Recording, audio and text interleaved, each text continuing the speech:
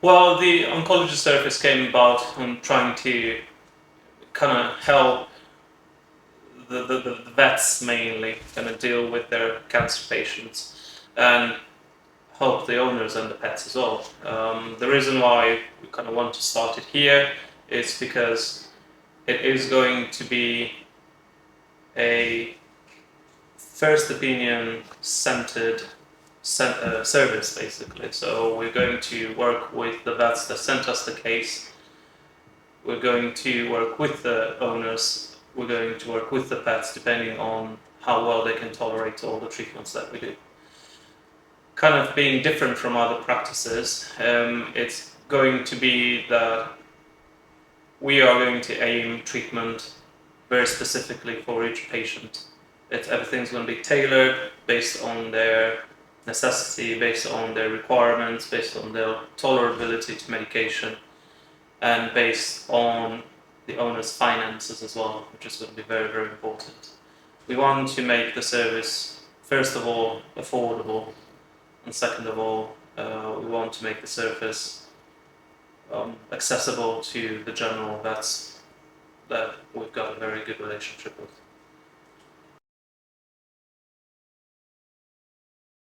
The thing is, I always like to challenge, and oncology is really challenging in general. Probably just because a lot of people try not to tackle it, or they find out that a pet has cancer, and it's going to be hard for them to kind of put a treatment plan in for their patient. And very, very often it will be that quite a lot of people don't know how to treat cancer patients, unfortunately. And that goes in combination with people having preconceptions about cancers, mainly in humans. So they're going to relate their pets to someone that had cancer in their family, and then they're not going to go ahead with treatment. Whereas I think it's a challenging disease to treat in general, but I think we can get some very good results in a lot of patients, and it is a challenge.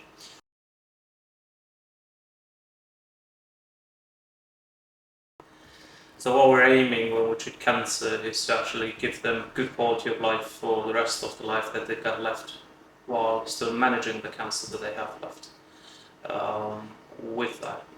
And it's not always going to be aiming for a cure, whereas a lot of people in veterinary medicine, they would particularly want a cure. They might find there's no cure, and then they'll decide not to do anything about it, when we can actually still help those patients be around quite happily for a long time.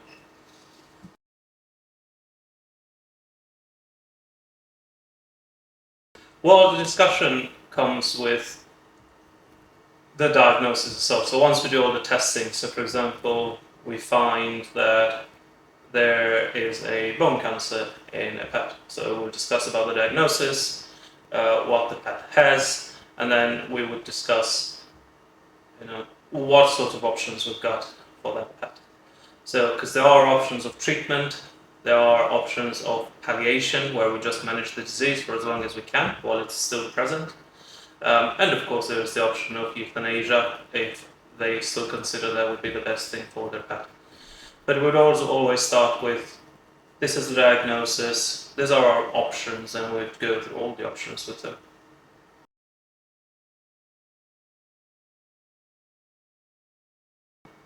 I think the biggest, or at least when I was a few years ago dealing with cancer patients, I think the biggest challenge is not having enough information about how to deal with cancer patients, first of all. We've got a diagnosis of cancer, but then what do we do with it? It's cancer. Do we treat it? Do we have any options of treatment?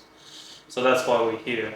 Even if it's, for example, we would give advice over an email or over a phone call with exactly what options there are present. We're not specialists, so we wouldn't go into research kind of fields. We wouldn't go into clinical trials or what's new, the brand new medication that they can have and may or may not work.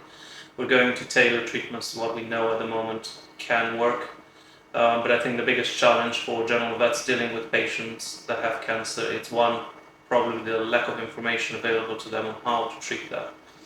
and lack of information about what they can do outside of their own practice, like us, for example. We would be somewhere in between a referral center and them, a bit more, I would say, client orientated, and again, probably more affordable.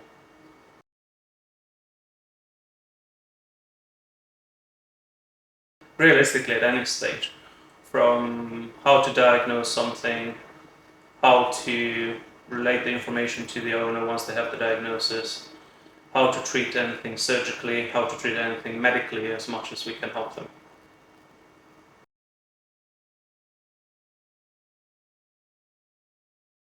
I think it's not actioning early. I think that's probably one of the biggest challenges that we face with, where we sometimes do get cases where things have developed so much that even we can't do much about that. So acting early in the suspicion of cancer is always going to be more beneficial.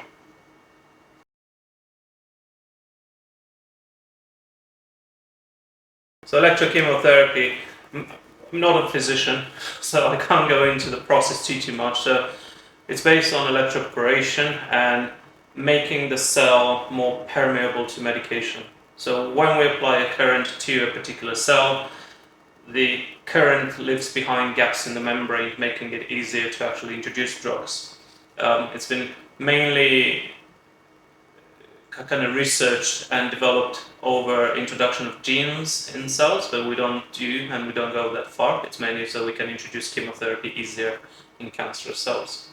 So if we would treat, for example, a small sunlight-induced carcinoma on the nose, which respond quite well, we would treat the area with an electrical current, and that will allow us to give medication that hopefully will penetrate the cancer cells a bit better.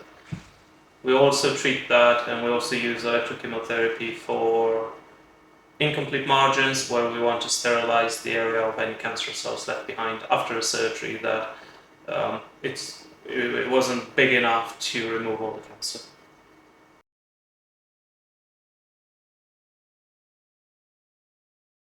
Staging is quite important from a number of reasons. One, so staging is basically trying to find out if the cancer has gone anywhere else in the body. So if you've got a lump on the body, what we mean by staging is, has that cancer gone to the chest? Has it gone to the lymph nodes, the spleen, or the liver? Okay, so what we tend to do when we do staging is, the reasons why we do it is trying to understand, do we need more treatment than just the surgery for the lump? Is it ethical to go for surgery if the pet has already got multiple areas of metastasis? So if the cancer has already spread everywhere, is it still ethical going to surgery or not? So staging is quite important, and any pet with cancer should go through some staging process.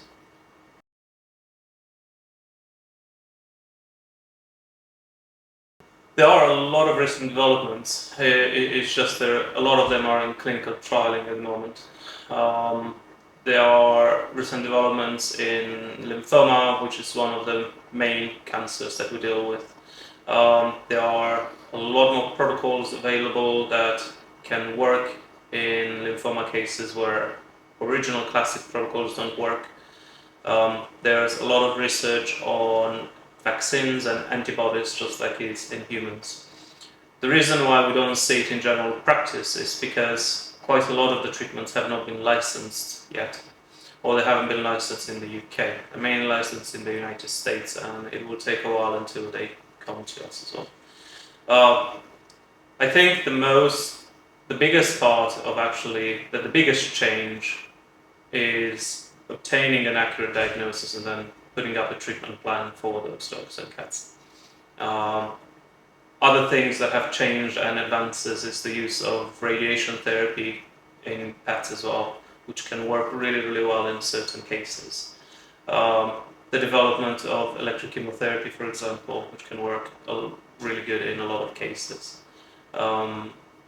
There are a lot of other treatments that at the moment we don't have availability to them at Saltwater, but we are going to be looking at researching them and trying to get them in the next few years. And there are treatments related to tumors that cannot be removed very easily internally, lymph nodes, prostates, liver mainly, where we might still have an option for dogs and cats.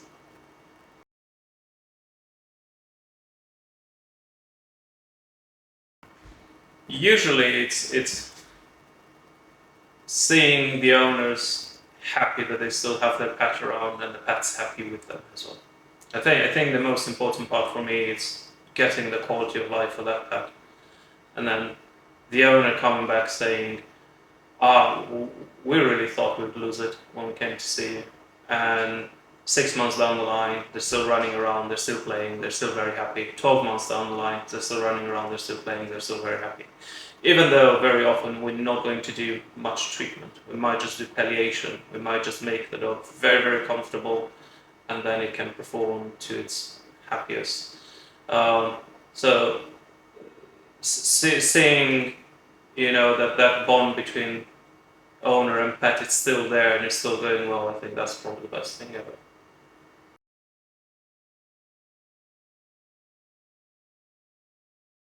It's going to be diagnosed early, so take samples from anything you find abnormal.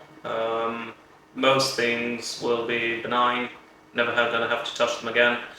Certain things are going to be cancerous, unfortunately, and early diagnosis is the start. Then, if they want to improve, there are some very, very good courses out there to go and explore. Short courses as well, so they are in chunks of several weeks at a time, so they can have access to those ones. If they want more information, just get an email to us and we can point them in the right direction, and they will be taught procedures and diagnostic methods and some treatment plans as well.